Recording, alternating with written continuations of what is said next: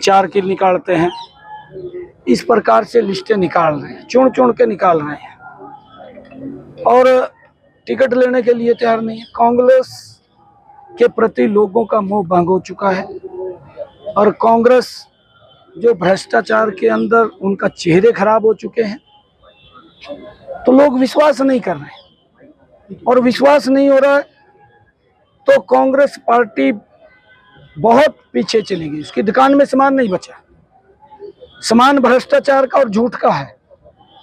कोई ये विकास की बात नहीं करते, लोगों के वेलफेयर की बात नहीं करते, ना इन्होंने की। अगर की हो तो बताएं, बताने के लिए कुछ नहीं है, झूठ बोलने के लिए बहुत कुछ इनके पास है। लोगों को झूठ बोल करके बरगड़ाते हैं, परंतु अब इनकी दुकानदारी से वो भी लोग समझ चुके हैं कि ये दुकान से अपनी सामान निकालते हैं तो झूठ का ही निकालते हैं। आने वाले 5 तारीख को हरियाणा प्रदेश की जनता ने मन बना लिया है कि बहुत बड़े मैंडेट के साथ कमल के फूल को दबाने का काम करेंगे और भारतीय जनता पार्टी की सरकार आदरणीय नरेंद्र मोदी जी के नेतृत्व के अंदर तीसरी बार हरियाणा में भारतीय जनता पार्टी की सरकार बनेगी। जो सरकार गरीब की चिंता कर रही है, जो सरकार किसान की चिंता कर रही है, जो सरकार महिलाओं की चिंता कर रही है, जो सरकार युवाओं की चिंता कर रही है। परंतु इन्होंने तो सभी का शोषण किया, युवाओं का शोषण किया, पर्ची खर्ची पे नौकरियां दी, किसान फसल बेचने के लिए दर दर की ठोकरें खाता था, एमएसपी पर नहीं खरीदते थे। एक भी फसल इन्होंने एमएसपी पर खरीदी हो ये बताएं। शोषण करते थे, गरीब को लॉलीपॉप देते थे, आपका ये कर देंगे, आपका वो कर देंगे, करते कुछ नहीं थे। उनको सजाबाग दिखाते थे, सजाबाग दिखा करके वोट ले लेते थे। परंतु आज गरीब व्यक्ति समझ चुका है इनकी बातों में आने वाला नहीं है। आज जो हमारा नारी है, नारी के प्रति कितना जबरदस्त काम हमारी सरकार ने किया, ये बताएं हमने क्या किया। आदरणीय प्रधानमंत्री जी नारी शक्ति वंदन बिल लेकर के आए, कांग्रेस ने विरोध किया, कांग्रेस विरोध में खड़ी, आज तक नहीं किया। ये महिलाओं की विरोधी पार्टी है कांग्रेस, कांग्रेस किसान की विरोधी पार्टी है, कांग्रेस गरीब की विरोधी पार्टी है, कांग्रेस युवा विरोधी पार्टी है। अभी मुझे बड़ा दुख भी होता है बताते हुए कि कांग्रेस ने भर्ती रोक को गैंग खड़ा कर रखा, जिसके तार जुड़े हुए हैं बड़े नेताओं के साथ। इनका एक सांसद तो चीफ इलेक्शन कमीशन के पास चला गया, भूपेंद्र हुड्डा के तार जुड़े हुए हैं। भूपेंद्र हुड्डा जो बात बोलता है भर्ती रोको गैंग को काम करता है और वो पर्दाफाश हो चुका है। भर्ती रोको गैंग इन्होंने, इनका जो एक जयराम रमेश सांसद था चीफ इलेक्शन कमीशन पे चला गया कि भर्ती को रोक लगाई जाए। 25,000 युवाओं का भविष्य अंधकार में किया है। परंतु कि हुड्डा साहब आप जितना मर्जी कुछ भी कर लीजिए, 8 तारीख के बाद सबसे पहले ज्वाइनिंग लेटर 25,000 युवाओं को दूंगा, उसके बाद मैं सब लूंगा। मैंने भी ये संकल्प लिया है और हरियाणा के लोग, हरियाणा का युवा आज भारतीय जनता पार्टी को तीसरी बार सत्ता में लेकर के मैंने कहा है, मैंने आपको कहा है कि कांग्रेस के पास प्रत्याशी नहीं है। वो तो चुन चुन करके लेकर के आए, किसी को पकड़ते हैं रात को, सवेरे भाग जाता है, फिर कहीं ना कहीं भाई तारीख ना निकल जाए, फार्म तो भर दो, बाद में दे देंगे सिंबल का फार्म।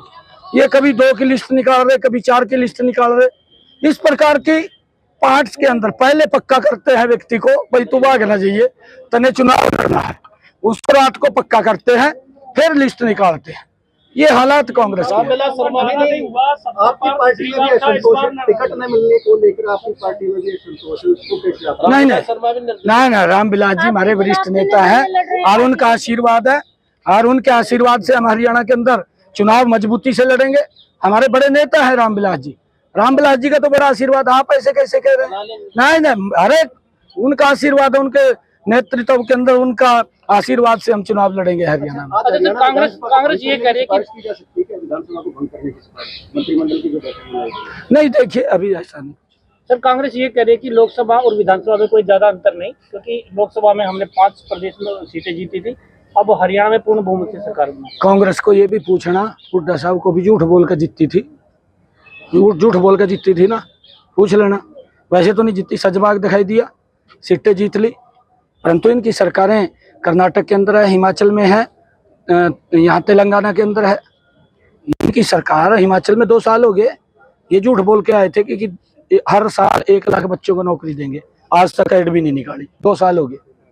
वहां कर्नाटक में कहा महिलाओं को 2000 रुपए देंगे, 2 साल हो गए, 5 पैसा नहीं दिया। तेलंगाना के अंदर कहा 1 साल हो गया कि 2500 रुपए महिलाओं को देंगे, 500 रुपए का गैस का सिलेंडर देंगे, ना तो गैस का सिलेंडर 500 का दिया, ना 2500 रुपए दिए, झूठ बोलते हैं। और अब इन्होंने यहाँ पर भी डेंटिंग पेंटिंग करके लोगों के बीच में एक झूठ फैलाने का काम कर रहे हैं कि हम कहीं से जवाब दिखाएंगे। परंतु मैं हुड्डा साहब से पूछना चाहता हूं कि हुड्डा साहब, आप 10 साल मुख्यमंत्री रहे, बुजुर्गों को आज ये बात बोल रहा है ना, मैं 6000 दूंगा, ये 500 रुपये देता था, आपको ध्यान होगा। हुड्डा साहब को पूछना भी, आप 500 रुपये देते थे। जाते जाते इसने घोषणा करी थी कि मैं 1000 दूंगा, जाते जाते दिए नहीं, घोषणा करी, और वो 1000 भी हमने दिया। आज हम बुजुर्गों को 3000 रुपये सम्मान भत्ता दे रहे हैं, ये झूठ बोल रहे हैं, सजबाग दिखा रहे हैं। 2019 में रोहतक की एक भी विधानसभा में कमल नहीं खिला था, दिया था हरियाणा विधानसभा में रोहतक की कमल नहीं खिला पाई थी पार्टी। मैं आपको बताऊं, कलोई तो भूपेंद्र सिंह को डाल रहा है, आप देखना 8 तारीख को जब रिजल्ट आएंगे ना, आप मेरे से फिर क्वेश्चन करना, बहुत बड़े मार्जिन से हार रहा है, साफ हो रही कांग्रेस, झूठ के सहारे पर चल रहे हैं। आप देख नहीं रहे हुड्डा साहब के चेहरे को तो देख रहे होंगे आप, चेहरा उतरा पड़ा, वोट नहीं मिल रहा क्योंकि भ्रष्टाचार किया है, बड़े बड़ा लूटने का काम किया, किसानों को लूटा, युवाओं का शोषण किया, महिलाओं के ऊपर अत्याचार हुए हैं, क्या क्या नहीं किया, सब कुछ किया इन्होंने अपनी सरकार।